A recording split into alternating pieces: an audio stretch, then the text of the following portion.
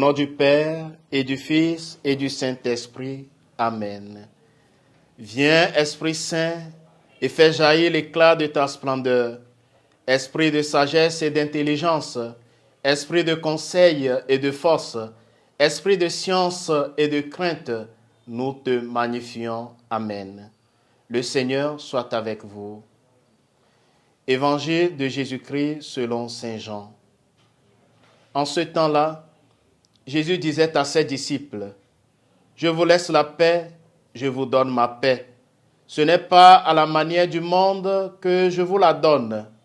Que votre cœur ne soit pas bouleversé ni effrayé. Vous avez entendu ce que je vous ai dit. Je m'en vais et je reviens vers vous.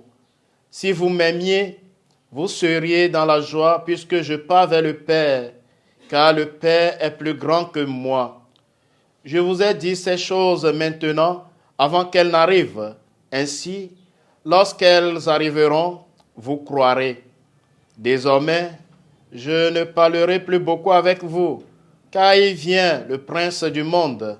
Certes, sur moi, il n'a aucune prise, mais il faut que le monde sache que j'aime le Père et que je fais comme le Père me l'a commandé. Acclamons la parole de Dieu. Bien-aimés dans le Seigneur, en ce mardi 9 mai 2023, mardi de la 5e semaine de Pâques, devant la frayeur de la croix, Jésus annonce la paix qu'il donnera aux disciples.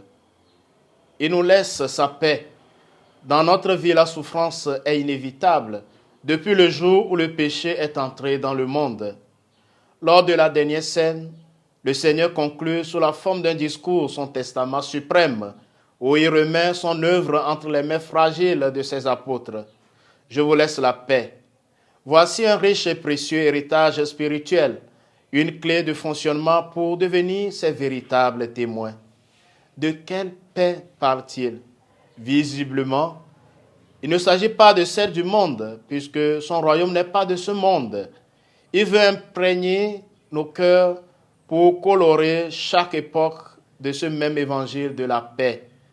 Jésus nous avertit que l'amour est différent de ce que nous en concevons. Si vous m'aimiez, vous seriez dans la joie. Or, il y a beaucoup de tristesse, de déception, de trahison dans notre monde. Oui, avant d'être trahis, nous sommes parfois les premiers à manquer à notre parole. Nous prétendons facilement être dans l'amour du Christ, mais le sommes-nous vraiment? Cependant, Dieu nous devance dans le commandement de l'amour. Voici en quoi consiste l'amour. Ce n'est pas nous qui avons aimé Dieu, mais c'est lui qui nous a aimés et il a envoyé son Fils en sacrifice de pardon pour nos péchés. Chers frères et sœurs bien-aimés, demandons au Seigneur en ce jour de nous aider à faire ce choix délibéré, de le suivre et d'aimer comme il nous aime. Le Seigneur soit avec vous. Que Dieu Tout-Puissant vous bénisse, le Père et le Fils et le Saint-Esprit. Amen.